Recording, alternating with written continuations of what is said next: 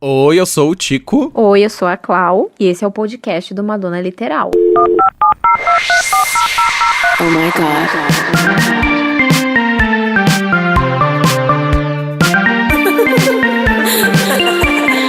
Beauty's way to find it. Madonna Literal, um podcast de fã pra fã sobre a maior artista da música pop. There's only one queen. Crianças, sejam todos muito bem-vindos a mais um episódio do podcast do Madonna Literal. E hoje a gente tá com um daqueles episódios que a gente mais ama, que é quando uma obra da Madonna tá fazendo aniversário e a gente comemora aqui num episódio, falando coisinhas sobre ela. Esse mês, o aniversariante é o Bad Time Stories, o álbum Bad Time Stories, que tá completando 27 anos. Vamos falar sobre ele. Oi, Clau, tudo bem, meu amor? Tudo bem, meu bem. Nós estamos comemorando em combo, porque eu também tô comemorando o meu aniversário. Exatamente, porque você nasceu no mesmo mês e no mesmo ano. Você é gêmea do Bad Time Stories, é isso? Sim, nós nascemos juntinhos, nós somos gêmeos siameses, né? Eu faço dia 19 e o álbum faz dia 25 de outubro. Dias de diferença, mas o importante é que a gente nasceu no mesmo mês, quase no mesmo dia, né? A Madonna deu à luz enquanto a minha mamãe também dava luz, então tá tudo certo. Que graça, que coisa linda, meu Deus. Bom, crianças, entenderam, né? Comemorando o lançamento do Bad Time Stories, que tá completando junto com a Clau 27 anos de idade. Antes da gente falar tudo que a gente tem pra falar sobre essa obra, e eu já vou deixar aqui claro que é meu álbum preferido da Madonna, tá? Clau, o que a gente precisa fazer pra começar? A gente precisa chamar vinheta, mas eu acho que podia chamar dessa vez com Birthday Song, né? Jamais. Então roda, vai! Madonna Literal. Feliz aniversário, Bad Time Stories. Eu já vou deixar aqui muito claro que é meu álbum preferido da Madonna, viu, gente? E a gente levantou algumas informaçõezinhas, coisas que a gente sabia, coisas que a gente redescobriu, coisas que a gente descobriu. Muita coisa envolve o universo desse álbum, muito mais do que a gente imaginava, inclusive, né, Clau? Exato, porque por um álbum não ter turnê, né, por não ter aquela repercussão de ter filme no meio, veio depois, né? Mas por mais que não tenham tantas coisas, tem coisas muito interessantes pra gente tá falando desse álbum, que eu descobri que é o seu favorito agora, né? Porque a gente só falou de Evita e eu nunca soltei. Qual o seu álbum preferido de estúdio, Tico?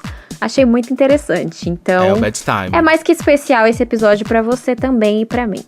Obrigado, amiga. Vai ser maravilhoso. Vai. E eu já vou começando a falar, amigo, que o Bad Time Story, pra mim, ele é o disco mais suave e mais romântico de todo o repertório, de toda a discografia da Madonna. É essa a minha visão. Eu vejo, tanto pelo conceito, que eu já acho lindo, o ensaio fotográfico, o encarte, é um dos meus preferidos. É tudo casa nessa era. Você enxerga dessa forma também? Enxergo, e acho que também tem toda a intenção da Madonna, né, com esse projeto, apesar dessa era ser bem curta e ela mesmo ter abandonado essa era quase que no churrasco pra se dedicar a outros projetos, né, que vieram depois, como o Evita, né, que era tudo que ela mais desejava. Mas enfim, eu gosto do que ele representa, sem concordar muito com as críticas que diziam o que ele representava. Exatamente. Entende o que eu quero dizer?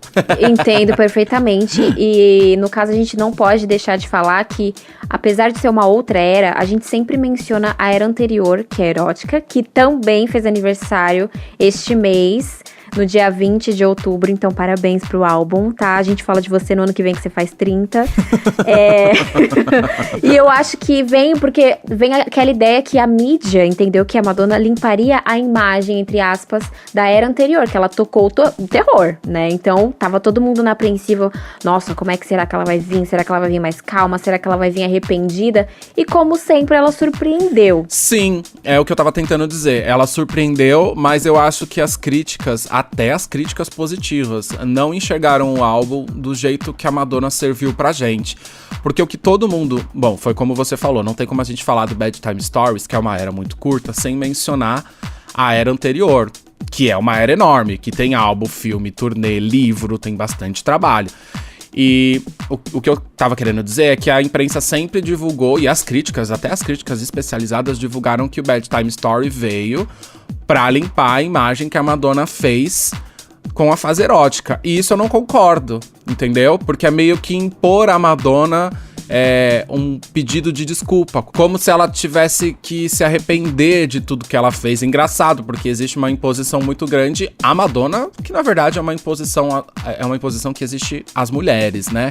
Quando ela tava falando muito sobre sexualidade, discutindo questões de gênero e sexualidade na fase anterior, a imprensa, né, e muita gente queria que ela se sentisse suja, né, e culpada. E aí, com o Bad Time Stories, a imprensa também queria que ela se sentisse arrependida. E eu acho que não é nenhuma das coisas que a Madonna tava sentindo, né? Nem se sentindo inferiorizada e suja, falando sobre sexualidade. Exato. E nem arrependida por conta do Bad Time Stories. Eu acho que ela fez aquilo porque ela queria fazer. Eu não acho que é o álbum de limpar a imagem, como sempre foi dito nas críticas e divulgações da imprensa. Sim, e aí você falando nesse quesito que tentaram taxar e pôr essa imagem pra ela tentar se sentir uma pessoa suja, por ela ter explorado tudo que ela quis. Eu separei até um trechinho. Mas antes eu relembro do discurso de 2016, quando ela ganhou o prêmio de Mulher do Ano, que ela chorou durante aquele discurso, que é um dos maiores da carreira dela, onde ela falou, quando ela citou a parte que ela leu que a mídia estava chamando ela de tudo que é nome, que comparava ela com coisas terríveis, com coisas horríveis, ela não consegue segurar o choro. Então aí eu faço uma percepção que na época ela conseguiu disfarçar muito bem, ela seguiu em frente, por isso que eu considero ela a mulher mais forte da indústria, porque a gente vê que isso tem reflexo até hoje, o que aconteceu naquela era, tudo que ela leu, ela seguiu com a carreira, ela seguiu firme, inclusive na própria era. Então essa imagem de tentar taxar ela disso realmente machucou, a gente não sabe como que ela interpretou isso na vida privada e pessoal, mas deve ter machucado muito. Então, cara, isso foi bem forte, realmente. Eu também separei um trechinho que você acabou de citar. Eu não peguei a fonte desse trecho, acho muito feio, porque é bom dar os créditos, mas depois eu vou dar uma olhadinha e disponibilizo lá nos créditos da nossa descrição. É o seguinte: durante os meses que antecederam o lançamento, o disco foi vendido como um pedido de desculpa pelo seu comportamento sexual. Ai, gente. E os críticos esperavam que fosse o seu retorno à inocência. Em vez disso, a Madonna deu uma desculpa, só que não, musical, e uma resposta ao problema das artistas mulheres serem medidas pela sua sexualidade, não por sua música. Então aí a gente fala sobre Humanator, que eu acho a jogada mais inteligente de toda essa década de 90, porque ela veio pedir uma desculpa, mas ela veio num tom debochado, entendeu? Tanto que a música a gente pode ver tons de deboche, e eu achei cara, ela é muito inteligente. Tudo que eles esperavam, ela fez o contrário, como sempre. Na verdade, o pedido de desculpa é tão debochado que nem parece ser sincero. Eu não acho que ela queria se desculpar por tudo que ela falou. Eu acho que foi isso que ela quis passar também. Foi uma coisa bem... Tirando sarro das pessoas. Exato. Porque, assim, tudo que ela fez e falou na fase erótica é importante. Se as pessoas não tiveram capacidade de entender a beleza e a profundidade e a necessidade que a gente tinha daquelas mensagens, sinto muito.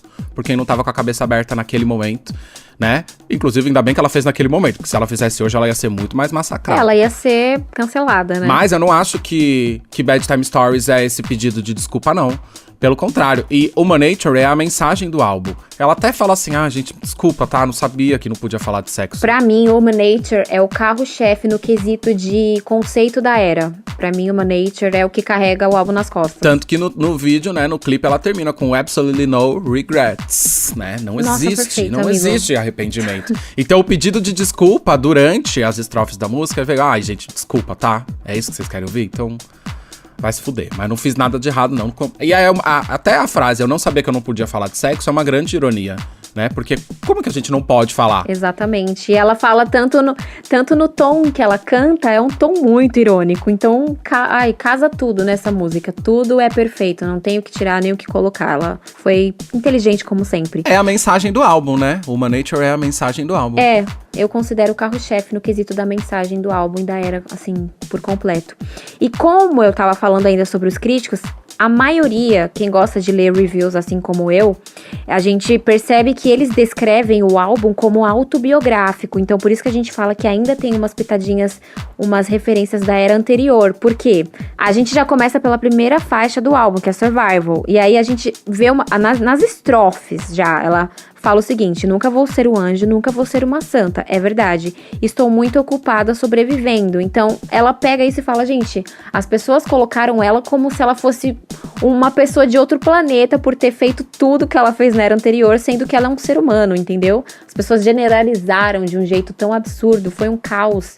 E ela simplesmente fala isso. Então, o álbum conta essa história. Eu acho perfeito, é um álbum autobiográfico também. Ele fala de amor, fala de vontade, segredos, fala sobre culpa, não a culpa dela, e sim a culpa que tentam colocar nela. Então, é perfeito tudo. E uma culpa que tentam colocar em mulheres, na verdade, que tocam em assuntos que a Madonna toca, né? Porque tanto o David Bowie quanto o Prince, eles faziam trabalhos muito parecidos, explorando essa questão de gênero, principalmente, né? Acho que o David Bowie, mais ainda, né? Eles sempre tentaram... Mais que o Prince. Eles sempre tentaram fazer uma brincadeira sobre essa questão de gênero, né? E aí, a Madonna, quando vai lá e faz a mesma coisa, né? Eu digo, por exemplo, no Sex Book, aí é errado, é feio. Aí ela tem que se sentir suja. A pressão, ela vem, sabe, numa força. E ela também fala sobre isso nesse discurso da Mulher do Ano de 2016. Ela falou, me inspiro no David Bowie.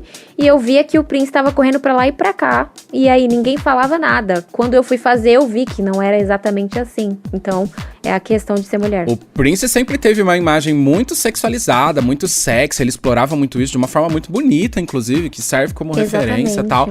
Nas próprias músicas, né? Era perfeito. Eu gostava muito da pinta que ele dava, sabe? E aí, quando é uma mulher fazendo isso, é uma grande problemática pra sociedade. É um massacre que fazem, né? Exatamente. É. Amigo, em 1994...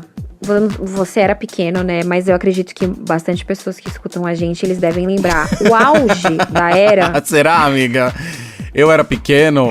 Amigo, olha, já joguei essa. Em 94 eu já tava na escola já. Eu não vou falar quantos anos eu tenho, não vamos entrar nesse detalhe.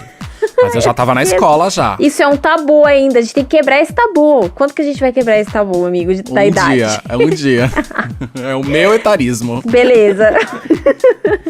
No dia que a gente vir com esse tema, a gente aborda isso aí mais a profundo. Tá. Então, sobre o gênero na época, era em torno do R&B, tinha pop, obviamente, mas R&B, hip hop era um topo, né, dessa era. Então, os artistas em ascensão eram a Mariah Carey, Toni Braxton, o Ace of Base, então, o próprio Babyface também. E eu percebo que o jeito que a Madonna, ela trabalhou a sonoridade do álbum, ela não seguiu o padrão da batida dos anos 90. Eu sinto uma batida muito, sabe, visionária. Eu não vejo uma batida, essa música realmente é dos anos 80. Porque se você pega as batidas dos anos 80 e 90, eu sempre falo isso, a gente consegue identificar de qual década é cada música. Agora, com os álbuns da Madonna, especificamente Bad Time Stories, a gente não tem essa batida genérica, essa batida sempre usada pelos artistas. Então, até nisso, ela foi minuciosamente perfeita, sabe? Então, até isso eu percebo que ela tem uma visão muito ampla. E assim como os produtores que ela chamou pra trabalhar com ela. Você percebeu também essa diferença? Eu acho que a única música do Bad Time Stories que tem uma batida muito específica dessa época dos anos 90, né? Desse período, é justamente Human Nature, né? Eu acho que é porque ela mesma queria que essa música chegasse muito longe, porque era a mensagem do disco. Então ela tem uma pegada bem comercial. Exatamente. As outras realmente são mais experimentais. Tanto que Bad Time Stories tem muitos samplers, né? Na verdade, se eu não me engano, tem 6, 7 músicas que usam... Não, 1, 2, 3, 4, 5, depois eu conto. Mas são 5 ou 6 músicas que tem samplers de outras coisas, né? Que tem a ver com R&B, com hip hop e tal. Realmente, eu acho que a única coisa que parece bem genérica dos anos 90 são as batidas de Human Nature. E acho que é proposital para que a música se tornasse muito comercial e a Madonna fizesse a mensagem do álbum chegar nos ouvidos das pessoas. Exatamente, né? Ela faz as faixas, né, como uma narrativa do começo ao fim. Então, a gente percebe vários sentimentos, assim como vários instrumentais, tudo muito bem trabalhado. Eu acho, assim, perfeito. E acho que a produção se encaminhou pra essa ideia mesmo, tanto que o álbum começou a ser produzido junto com o Chip Pettibone, que é um produtor que a Madonna tinha acabado... Ele, enfim, tem uma grande história junto com a Madonna, mas eles tinham acabado de trabalhar juntos no álbum Erótica. E aí tem até uma curiosidade, que existe uma faixa que foi gravada pro Bad Time Stories, junto com o Chip Pettibone, que chama Love Won't Wait. e que foi, enfim, produzida pelos dois pra entrar no Bedtime Stories. E como a Madonna trocou o estilo, já indo pra esse lado do R&B, do hip hop e tudo mais, essa faixa foi descartada e depois eu conto pra vocês o caminho que ela tomou, quando eu falar de algumas curiosidades de faixa aqui. Beleza. Assim, estamos falando sobre faixa, mas a gente vai dar destaque agora, neste exato momento, porque eu tenho uma análise pra fazer. Eu acho que os singles da era Bedtime Story, eles foram trabalhados de acordo como tinha que ser. Eu não tenho como falar, não, ela não tá legal essa faixa aqui. Eles foram escolhidos, assim, perfeitamente. Eu não tenho o que reclamar. Que no caso foi Secret, Take a Bow, Bedtime Story e finalizando com Nature. Eu não é uma crítica, eu só acrescentaria, porque eu tenho uma visão e é uma das minhas músicas favoritas, eu só acho que seria perfeito ela ter lançado também Sanctuary.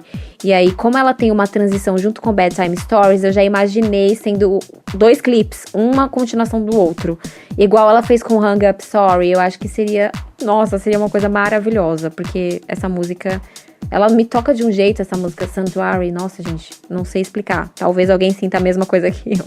Mas os singles em geral foram trabalhados perfeitamente. Foram os singles, tinham que ser esses. Os singles, eles têm uma história bem estranha, né? Atípica, porque, na verdade, grande sucesso comercial é Take a Ball e Secret, que acompanhou um pouco dessa situação. Take a Ball, de longe, é a música de mais engajamento da Madonna. Provavelmente eles não falavam a palavra engajamento em 94, 95, a gente fala...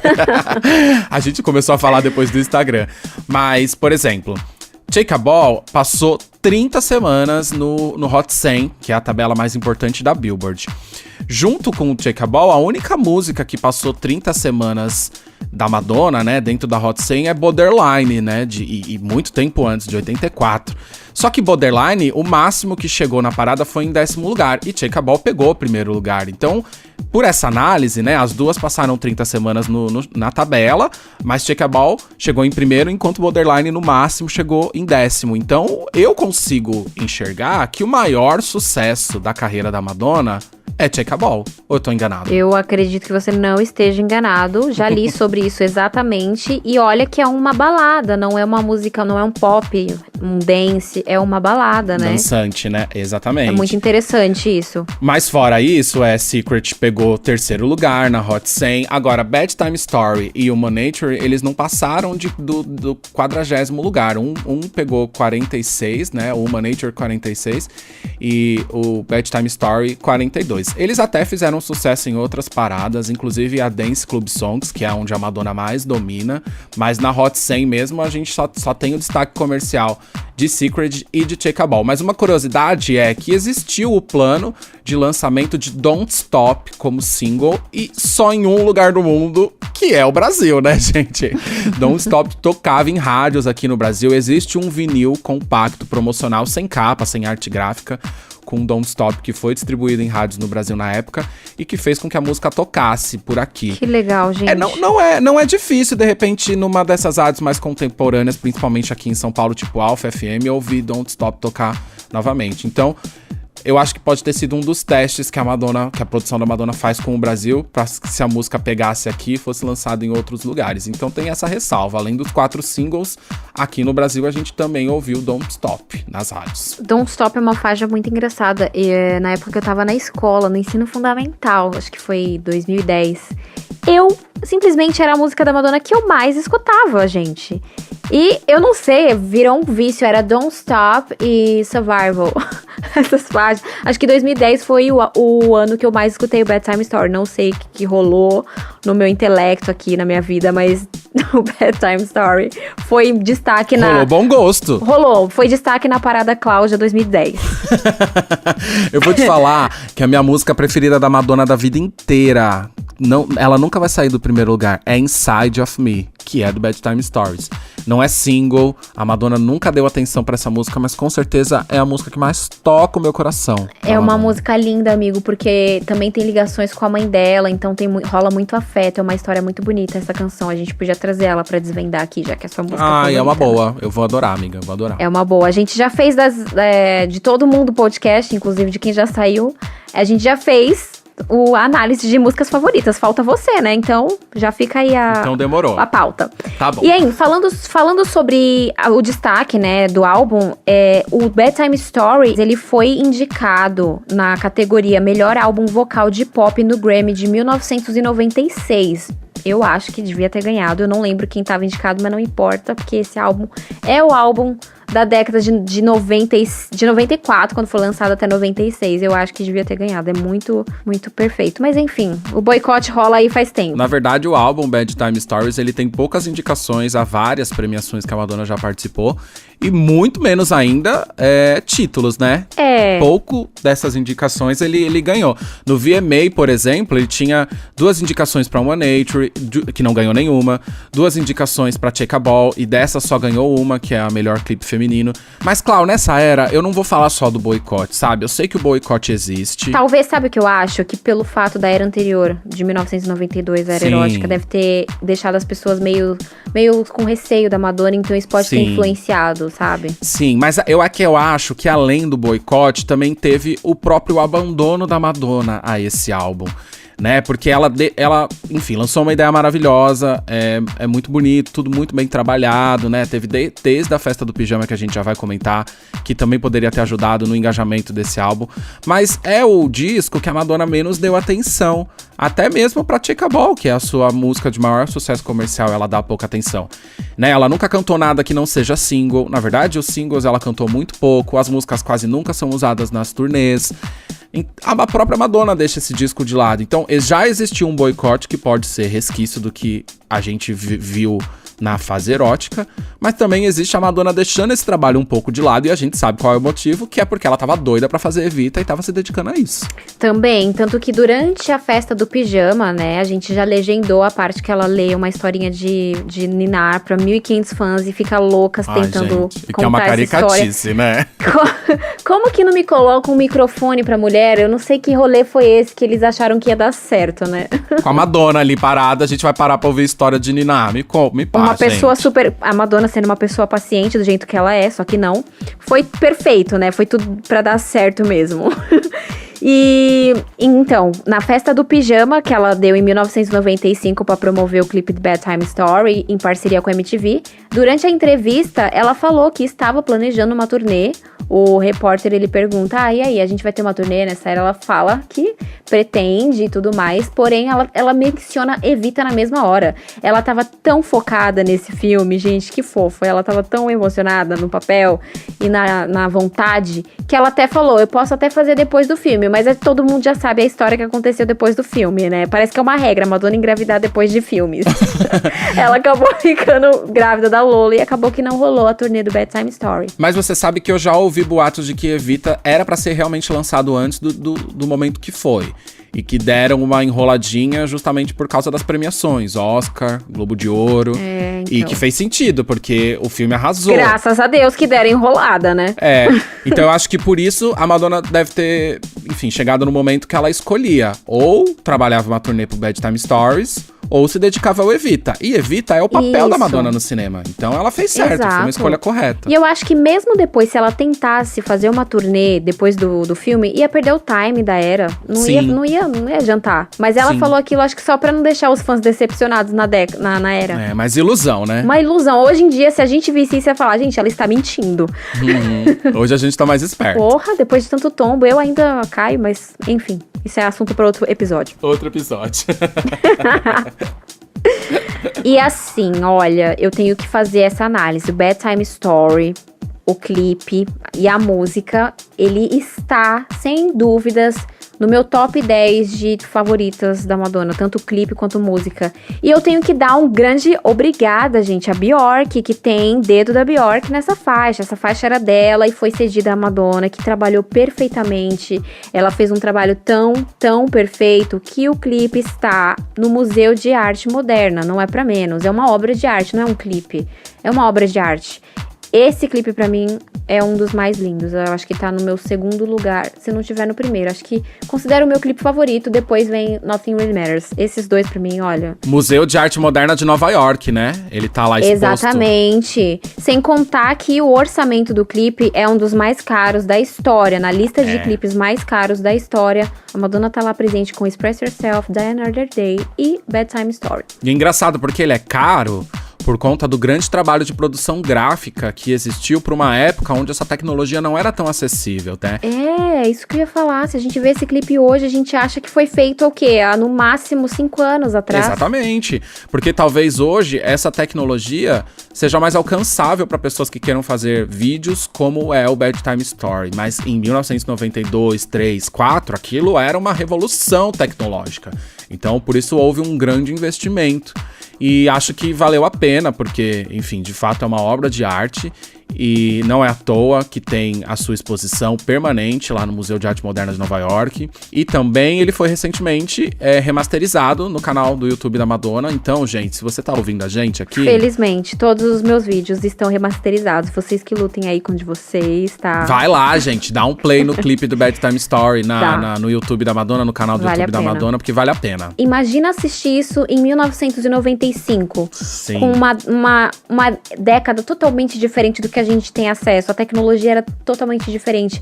Então eu imagino como... Eu acho não. Bedtime Story serviu de inspiração. É a mãe dos clipes das divas pop em geral. Ele serviu pra grandes inspirações. E é um clipe psicodélico. É assim, perfeito. E a gente fala que ele é uma obra de arte, não porque a gente é fã, gente. É porque realmente existem diversas referências de obra de arte dentro do clipe. E eu acho até interessante um dia a gente fazer uma análise post dele, falando né? sobre isso. Exatamente, Sim. merece. E também tem muito a ver com a participação da Bjork, né? Na verdade, com toda a colaboração e criação dela, porque a Bjork é uma artista nesse estilo, né? Que mexe com o psicodélico, com, enfim, ideias... Eu adoro. Mais mirabolantes que a mente possa compartilhar. A Bjork tem essa pegada e a Madonna acoplou bem essa ideia pro trabalho dela. E também existe um boato de que na única apresentação ao vivo do Bedtime Story que nós vimos na vida, que foi no Brit Awards, a Bjork faria uma participação, seria um feat, que seria perfeito. Mas a própria Bjork parece que desistiu, enfim, por gostar de ver a Madonna mais por jornais e holofotes do que cara a cara no palco, né? Mas enfim, verdade. É uma coisa que a gente vai morrer sem. Essa música também, apesar de incrível, sempre foi ignorada pela Madonna. A única apresentação foi essa do Brits. Um pecado. Mas pelo menos ela ganhou uma releitura, né? Um clipe novo pra interlude na Reinvention Tour, que é muito bacana, é muito legal. Ai, meu Deus, é o interlude, não interessa os outros, é esse interlude, assim... Eu acho que a Madonna tem um carinho muito grande por essa música. Ela sempre tem um cuidado, por mais que ela tenha cantado amiga, uma vez não só. Tem. Amigo, para. deixa eu Se sonhar. ela tem, por que ela nunca cantou? Eu acho que, na verdade, Ela a Madonna... cantou em 94, em 95 só. Uma vez, gata. Quantas vezes ela cantou Holiday, Ray of Light, Like a Prayer? É porque ela quis deixar registrado como única, entendeu? Eu tenho as minhas defesas. Não, Clau, ai, você não, muito doce pra mim. Amiga, é o seguinte, a impressão que eu tenho é que a Madonna tem muito bode, sabe? Tem dessa coisa que todo mundo divulgou, que o Bedtime Story é pra limpar a imagem. Como a Madonna é uma pessoa que não quer ficar limpando a imagem, porque o que ela fala com muita certeza do seu discurso, eu acho que ela ignora a arte inteira do Bedtime Story pra não ficar reforçando esse discurso de que ela tá fazendo bonitinho pra que as pessoas aceitem mais ela. Então eu acho que ela ignora... A única música que de fato ela deu um pouquinho mais de atenção foi Human Nature, que tem na Drowned, tem na Chicken Sweet... Tem na MDNA. E na Madame X, na recente Madame X, né? Tem na Madame X. Ela cantou naquela apresentação maluca do Coachella de 2015 com o Drake. Ela cantou essa aí não precisava nem citar. Ela cantou na Marcha para as Mulheres do Washington de 2017. Mas é a única música. Secret apareceu pouco, só na Drawing Edge, em poucas apresentações. Jacob Ball apareceu pouco. E ela devia ter dado mais atenção. Nenhuma música que não é single, a Madonna já mencionou na vida. Inclusive, ela esqueceu quais músicas são. E não é à toa que Forbidden Love também existe no Confessions. É porque a Madonna nem lembra quais músicas ela tem no Bedtime Stories, entendeu? Acho que ela nem lembrava que tinha uma música já com esse nome. E foi lá e fez.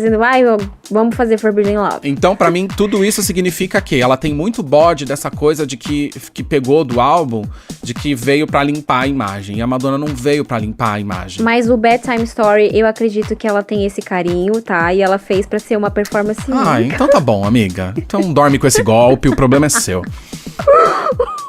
Ó, amigo, vamos focar, vai. De qualquer jeito, é um álbum maravilhoso. A gente pode até mencionar uma curiosidade bem boba, que essa era, a Madonna inventou o piercing. Ela tinha piercing no umbigo, ela tinha piercing no nariz. E olha, os ensaios, todos ela faz questão de mostrar a barriguinha. Eu acho lindo. Não sei, essa informação eu tinha que falar aqui. E até nessa festa do Pijama Party, ela fala...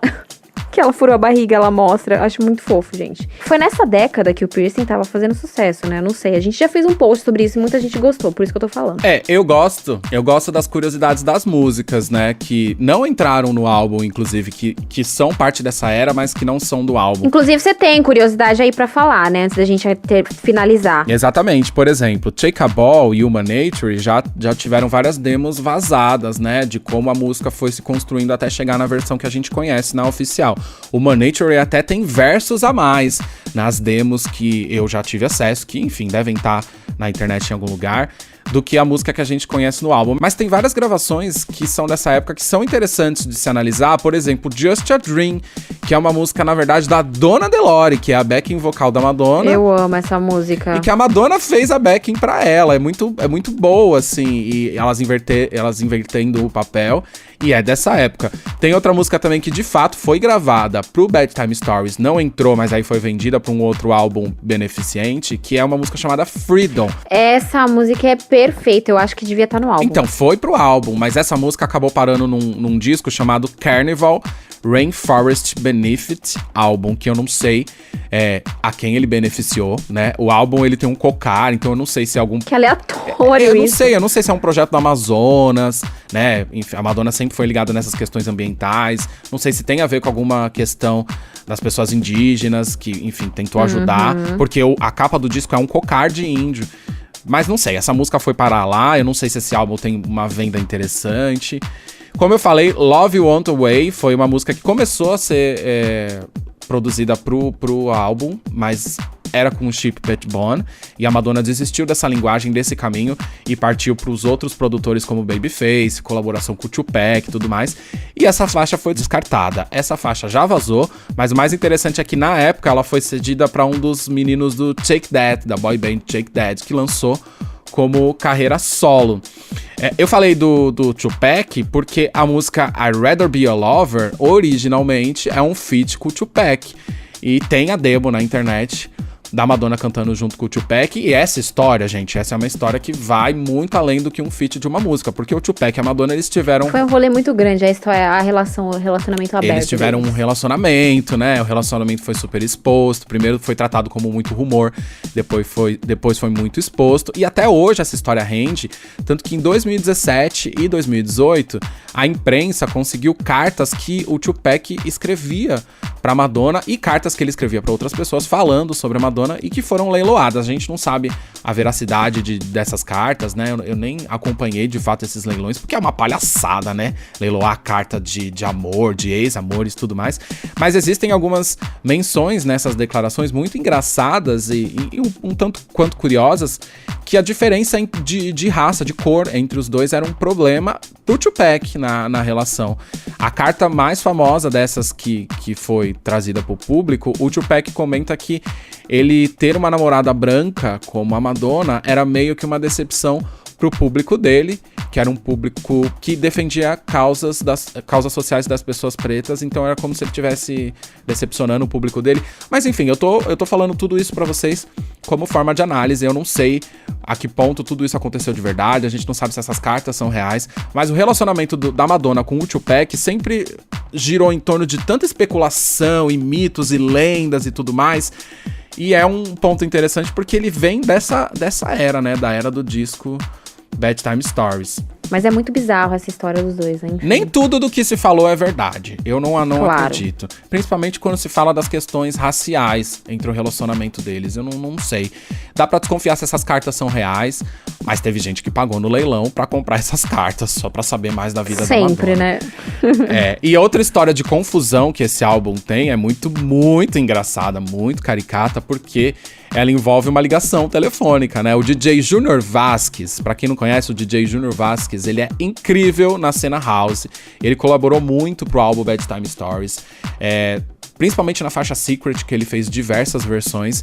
E nessa época, mais ou menos, ele e a Madonna estavam muito próximos. A Madonna ligou pra ele e deixou um recado na secretária eletrônica dele. A bicha muito da intrometida pegou a mensagem da secretária eletrônica sem autorização da Madonna e transformou isso num single, que chama If Madonna Calls. Muito louco da cabeça, né? Gente, ele pegou a mensagem e transformou numa música, remixou, enfim, e rolou. E a música foi lançada comercialmente, sem autorização da Madonna. Fez sucesso, né? O que deve ter deixado a Madonna muito mais puta. Mas o sucesso, ele fala o tipo de sucesso que foi. Então, é um sucesso que tem mais a ver com clubes, né? Com danceterias, tal, com boates. Tanto que na Billboard, naquela tal tabela que a Madonna sempre teve destaque, que é na Dance Club Songs, If Madonna Calls... Essa parada é dela, né? A gente sempre fala. A parada é dela. Devia se chamar Madonna. Mas a música If Madonna Calls apareceu nessa parada. Inclusive no mesmo momento que a Madonna tava com o single sendo relançado de Love Don't Live Here Anymore, que teve seus remixes, que também chamou atenção nessa parada, na Dance Club Songs. Só que ficaram as duas músicas ali, batendo uma com a outra. If Madonna Calls, Love Don't Live Here Anymore. E If Madonna Calls chamou mais atenção que Love Don't Live Here Anymore. Então a Madonna deve ter ficado muito puta de uma música que foi feita com a voz dela, sem autorização, chamar mais atenção do que uma música dela, que ela tem alguma proximidade, tanto que ela relançou 1000 anos depois, né? Porque Love Don't Live Here Anymore é do Like a Virgin, ela resolveu fazer clipe e relançar o single lá quase na era Evita. Mas, enfim. Gente, só com a Madonna acontece essas coisas. A Madonna, tipo, literalmente competindo com ela mesma. Eu não lembro o número agora exato, mas nessa parada Dance Club Songs, Love Don't Hear Anymore chegou no máximo em 16º lugar. E If Madonna Calls foi muito mais longe. E eles estavam ao mesmo momento, né? Na parada. Então ela deve ter ficado muito puta, porque tudo aconteceu sem autorização dela e chamou mais atenção do que o próprio trabalho dela. Ela deve ter ficado putíssima. Putíssima. Inclusive, recentemente aconteceu uma coisa muito bizarra, parecida com isso daí, mas a gente vai explicar futuramente. Do TikTok, você tá falando? Exato, com Frozen. Aguardem, meus amores. A gente tá fazendo uma pesquisa sobre isso que tá bem legal. Tá bem legal. Mas é isso. Isso, né? Foi o Bad Time Stories. Eu quero aplausos agora no final, tá? Vou botar. Então, gente, olha, o Bad Time, como a gente falou, ele não é uma era muito bem completa, recheada, como a gente tá acostumado, mas é uma era muito importante, como eu digo, a gente já fez uma enquete uma vez, a gente listou os 3 álbuns dos anos 90, o Bad Time, o Erotica e o Ray of Light, falei fora da ordem, e a gente pediu pro pessoal escolher qual é o álbum com as melhores baladas e tudo mais, o pessoal simplesmente votou disparado no Bad Time. Então é um álbum muito querido, muita gente gosta e não tinha como a gente não fazer um especialzinho aqui pra falar sobre esses momentos, esses fatos desse álbum tão querido, né? Pois é, se você tem alguma história com Bad Time Stories, com essa época, né, da Madonna, deixa pra gente nos comentários do post que a gente divulga esse episódio. Se você gosta mais da capa normal, da capa invertida, qual o seu clipe preferido, como é esse disco na tua vida, conta pra gente o que você quiser contar sobre Bad Time Stories. Deixa lá que a gente vai ler tudinho. Madonna Literal. Meus amores, assim como Bad Time Stories, e a gente já falou aqui, a Clau também fez aniversário por esses dias e, como é nossa tradição, a gente abriu um box de perguntas lá no story do nosso Instagram. Nossa, tanto story que a gente tá falando hoje, né? Stories, Bad Time Stories. Mas enfim, lá no nosso story teve uma caixinha de perguntas pro aniversário da Clau. Ela não sabe o que tem aqui, tá? Só eu tô lendo. E ela vai responder agora. Mas eu já adianto que tem 2 perguntas muito legais, Clau, que eu vou te falar, mas a gente vai, enfim. Já te conto a surpresa. Tá bom. Bom, o primeiro é @_ErinJulie_, que perguntou como foi ver a Madonna pela primeira vez. Eu acho que ela quer dizer como foi Seu encontro na Stick and Switch, né? Que foi quando você esteve pessoalmente perto. Certo, a primeira vez que eu respirei o mesmo ar que a Madonna, entendi. É, exatamente. O ar poluído do Morumbi. De São Paulo. Foi bizarro. Foi mais um bizarro assim, porque eu fiquei fora de mim. Eu não estava ali, eu entrei em êxtase. Fui tendo crise de ansiedade pro show, assim, porque eu só podia entrar acompanhado porque eu era menor.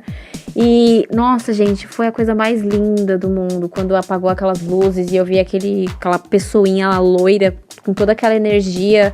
Eu fiquei fora de mim. Acho que foi a maior experiência de uma visão de algo assim que eu saí de mim, que eu fiquei fora de mim, mas num sentido maravilhoso. Foi perfeito. Eu não tenho como definir com uma palavra, mas o sentimento foi êxtase, gente. Foi puro adrenalina. Foi perfeito. O @alus, com 2 L's, _ Saturno, não fez nenhuma pergunta, Clau, mas ele deixou aqui, ó, esse depoimento. Só quero te agradecer pela dedicação, amor e qualidade do trabalho. Maravilhosa. Ai, obrigada. Um beijo. Eu fico muito feliz, gente, com esse reconhecimento, com esse carinho. É tudo por amor e é tudo pra vocês. Então, vocês sempre mandando esse amor todo, eu não tenho nem palavras mais. Acho que obrigada fica até clichê, mas sinceramente eu não tenho como agradecer, a não ser continuar, né? Então, muito obrigada. Clau, o @MHP Soares mandou 2 perguntas super interessantes. Primeiro, dessas 4 eras que eu vou falar aqui, Certo. Qual dessas você sente mais saudade? Da fase erótica, da fase Bedtime Story, da fase Ray of Light ou da Confessions? Fala Bedtime Story, porque a gente tá falando dele hoje. Eu não posso ser falsa. Eu acho que eu sinto mais falta da... É porque eu vou falar do que eu acompanhei, gente. Eu não acompanhei as outras. Não acompanhou o Bedtime, Não, eu tava junto com ele nascendo. Então eu digo Confessions, porque foi quando eu me tornei fã da Madonna. E eu lembro exatamente como foi pesquisar quem ela é. Eu tenho um carinho muito grande e dedico isso a essa era. Acho que ele quis dizer que é a fase que você tem mais saudade porque você tava bem acompanhando na tua vida, bem ligada na Madonna naquele momento, né? Sim, foi a Confessions, sem dúvidas. Eu sinto muita falta. Foi a melhor era, sim, pra mim. Ele também perguntou qual assunto abordado nas músicas da Madonna mais te atrai. Tipo, que tema você mais se identifica do que ela tá falando? Boa, como diz a Madonna, good question. Eu me identifico muito com a questão do feminismo, porque como eu, por ser uma mulher feminista, eu aprendi muito com a Madonna, eu me tornei feminista através do trabalho dela, e a questão que ela sempre mostra que nós somos perfeitos do jeito que nós somos, e é tudo bem ser do jeito que a gente quer. Essas pautas que ela traz nos trabalhos são as que mais me influenciaram e me influenciam até hoje. Então, esses temas são os que mais me conquistam até hoje. O @Benatif, que é uma pessoa, né, gente, a bicha faz parte da nossa vida, né, Clau? Já é de casa. É de casa. Ele falou assim, parabéns, lindona. E a pergunta é, dos filmes que a Madonna disse recentemente que recusou o papel, qual você gostaria de ter visto com ela? Catwoman. Sem dúvida, sem sombra de dúvida, seria perfeito e eu consigo ver ela com aquela fantasia, com aquele olhar que só ela tem. Eu queria ter muito visto isso. Mulher gato.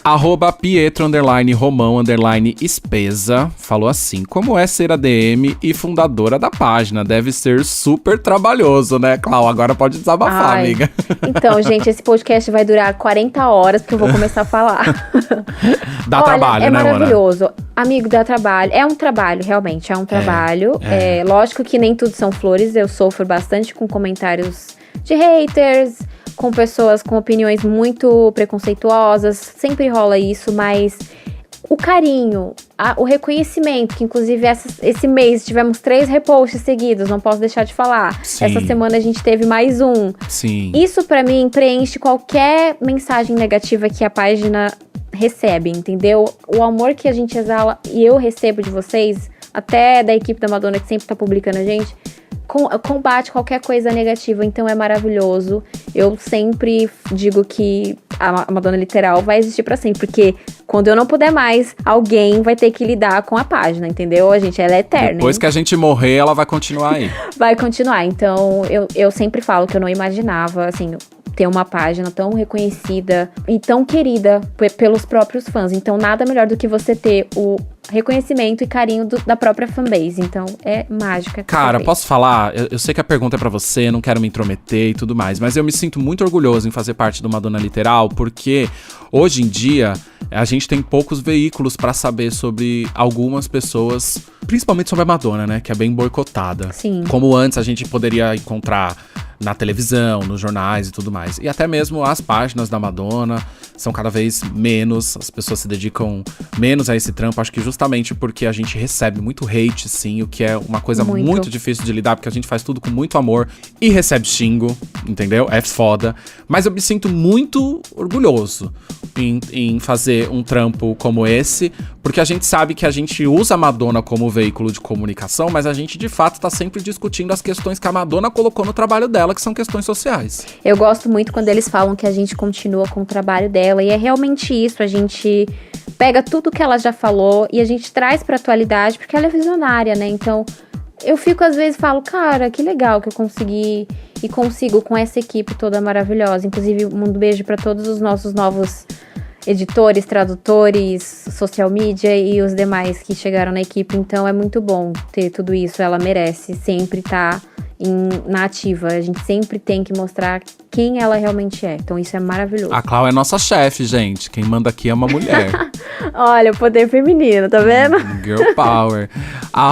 @Ricardo Medeiros RM, ele falou assim.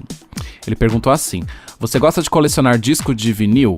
Discos de vinil? É isso. Gosta, amiga? Eu não coleciono, eu coleciono outras coisas, mais revistas, mais DVDs, mas é porque eu também não tenho vitrola. Eu também não tenho. Eu também não tenho vitrola, mas eu tenho mais de 300 discos. Eu não coleciono disco porque eu dou mais atenção. Assim, eu sou muito fissurada em revista, gente. Eu tenho tanta revista da Madonna, mas eu gosto. Mas eu só tenho o vinil, por enquanto, os meus queridinhos, o do Immaculate Collection e do Bedtime Stories. Cara, eu não tenho vitrola também. Ah, eu não sabia, achei que você tinha. Eu não tenho, amiga. Eu tenho, assim, mais de 300 discos e eu não tenho onde tocar. Eu só guardo eles. É que, na verdade, realmente, o disco você não precisa ter só pra ouvir, lógico. Você pode ter como um item que você queira colecionar. Não, mas eu gostaria de ter uma vitrola. Se alguém estiver ouvindo a gente vender vitrola com desconto, pode mandar uma DM. Ele faz a propaganda dele. Esse menino, o Ricardo Medeiros, também perguntou qual álbum da Madonna você gosta mais, né? Você considera ter a melhor arte gráfica? Essa é uma pergunta legal pra você, nossa designer. Eu vou citar 3, tá? Eu não tenho como citar um só. Não tem nada que a gente fala com a Clau, Mona, que ela consegue falar sem fazer... Eu sou libriana, sem gente, fazer não top dá. 3. Ela não consegue... Não, pera aí, amiga. Deixa eu soltar uma fofoca de você. Ela não consegue falar top... Ela não consegue falar nem de boy que ela já pegou. Sem fazer top 5, top 3. Ela não consegue. Você fala, Clau, e aí, como é que foi? Não, vou fazer o meu top 5 boys aqui. Eu sou muito do top 5, gente, entendeu? Mas, ó, vou falar os meus favoritos, assim. Eu sou designer, publicitário, então eu tô no meu local de fala, tá, gente? Ó, o Bedtime Story é um dos meus favoritos. O Confessions e o Ray of Light. Eu acredito que são os trabalhos com a arte gráfica mais linda. Inclusive, o livro que eu acho perfeito é o Ecstatic Process. São os trabalhos gráficos, assim, perfeitos. Eu acho lindo e eu me inspiro muito no Giovanni Bianco. Eu acho ele um dos maiores designers e diretores de artes do Brasil. @Laurocito falou assim: se você ganhar uma festa temática de turnê da Madonna, qual escolheria? Já pensou uma festa de turnê da Madonna? Bem legal, né? Muito bom, gostei da ideia. No meu próximo aniversário eu vou fazer. Gente, não tem como eu não falar. A Reinvention é a minha turnê favorita. Eu sei que tem turnês perfeitas com temáticas mais aprofundadas, mas eu faria da Reinventions. E eu usaria o figurino do bloco da música Hank Pank. Eu acho é lindo mesmo. Eu ficaria muito fofa, gente. Então é a minha turnê, não adianta. Amiga, @WalterPTS escreveu assim: somente desejar muita saúde e muita Madonna, que Deus te abençoe. Amém, obrigada. @Mari.glopes disse: olha só, faz aniversário no mesmo dia que eu. Um beijo, Mari. A gente se segue faz tempo. Parabéns pra nós, viu? Um beijão. @Jorja Moura disse: passada porque eu também faço na terça. Tem mais gente que faz aniversário perto e até no mesmo dia que você.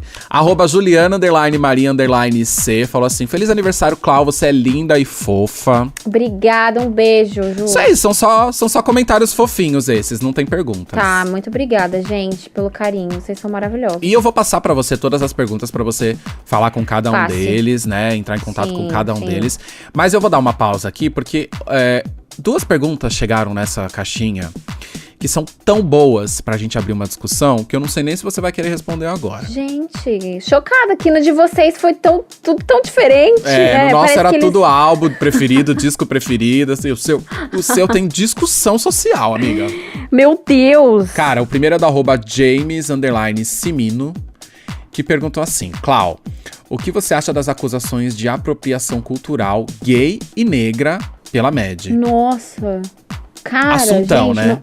Assuntão, eu acho que isso daria um episódio, amigo. Eu não tenho nem como responder isso com uma frase, porque eu tenho vários fundamentos, sabe? É um assunto muito sério pra eu simplesmente falar, não, eu não acho que a Madonna faz apropriação cultural, mas eu tenho que dar a minha visão sobre isso e a minha tese. Então, gente, eu quero trazer depois essa pergunta. Não, uma boa. Cara, me pegou assim de surpresa. Amiga, e além dessa, que pode gerar um assunto pro próximo. Sim. Para um próximo podcast, em algum dia do nosso podcast, também tem uma pergunta do @EdsonVogue com 2 Es, que fez uma pergunta também muito inteligente, que também se trata de questões raciais. Ele falou o seguinte: existe um apagamento da mídia com fãs da Madonna que são negros? Eu me sinto excluído como fã. Caraca, gente. Ele diz que se sente excluído como fã. E eu acho Amigo. isso uma discussão muito legal pra gente fazer no podcast. Que perguntão. Tanto a pergunta do Edson quanto a pergunta do James. É uma pergunta, é uma pauta de um episódio, Uma essas pauta de duas episódio. perguntas. É. E é um episódio muito sério, onde a gente tem que tomar muito cuidado com o que a gente vai falar, com o que a gente vai analisar, porque são questões que tocam nas pessoas, são questões raciais, são... Gente, não tem nem como eu responder isso nesse episódio. E acho que são temas também que vale a gente fazer uma pesquisa maior do que responder assim rapidamente. Vale. É um tema que vale atenção. Vale atenção. Eu seria muito egoísta da minha parte em responder isso de qualquer jeito.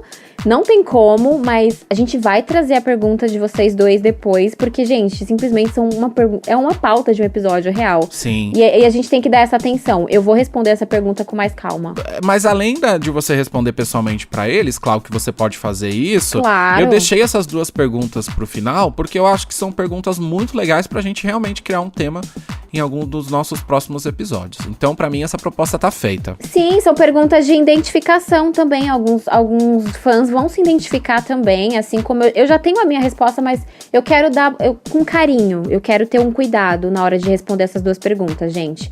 Muito obrigado por elas. Vai servir de episódio. E muito inteligente. Obrigada, gente. Muito inteligente. No mínimo, muito inteligente a discussão que esses Muito. 2 trouxeram pra gente. Eu não esperava essas 2 perguntas. Tava esperando o meu clipe falando. Me pegaram de surpresa. É real, vocês me surpreenderam. Mas foi isso, amiga. Eu vou te mandar aqui as perguntas. Você, Tá bom, enfim, me escolhe, mande. depois responde mais, fala mais com as pessoas. Elas foram muito fofas com você. Muito obrigada, gente. Eu queria só agradecer mais uma vez com o carinho de vocês, porque eu faço tudo com muito carinho e eu recebo muito carinho. Então, esse é a recompensa, tá? Contem sempre comigo. Não, e eu também quero aproveitar que eu tô aqui de frente com o Clau e te desejar novamente.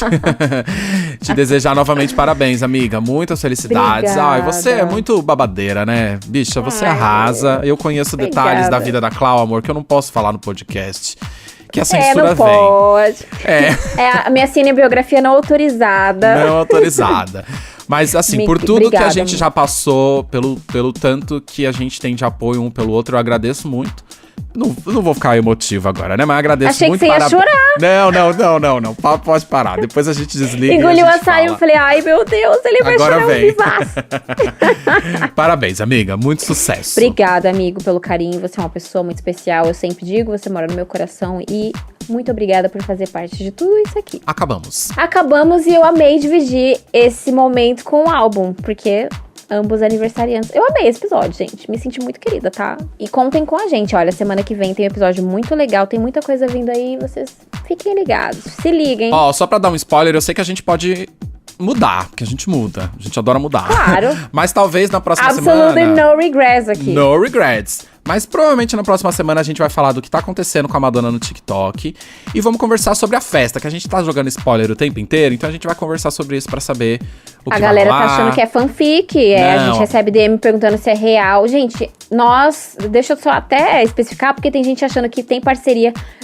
É Madonna literal, a festa, galera. Não confundam. A gente vai fazer essa festinha. Lógico que a gente vai dar mais Quem informações. dera, a gente não tem parceria com ninguém, gente. Não tem ninguém parceiro com a gente. É tudo aqui na raça, Tudo entendeu, na raça. galera? É isso. Eu sou o parceiro da Clau, ela é minha parceira. Não tem É, outra a parceria coisa. aqui. É. Exatamente. Mas galera. olha, as portas estão abertas, tá? Se você tem qualquer tipo de negócio, pode ser, sei lá, não sei, qualquer coisa. Já fica o convite pra você que está ouvindo a gente. Adoraria compartilhar. Seja nosso parceiro. Exato. Adoro fazer essa voz assim na hora que eu vou convidar alguém, sabe? Quem vê pensa que. Que é fofa, né? Mas seja parceiro da gente, sabe? Pode entrar em contato com a gente tem um engajamento maravilhoso, a gente fala sobre assuntos muito pertinentes, a gente tem um alcance legal, a gente fala sobre Madonna, mas também fala de... E a Madonna reposta a gente. A Madonna reposta a gente, que também é um assunto que a gente vai comentar no próximo episódio, e é tudo isso. Tem muita coisa. É tudo isso, ó, um beijo. Muito obrigada pelo carinho, muito obrigada a todos. E até semana que vem. Beijo pra todos, beijo, Clau, especial de aniversário. E, gente, até semana que vem. Tchau. Oh my God.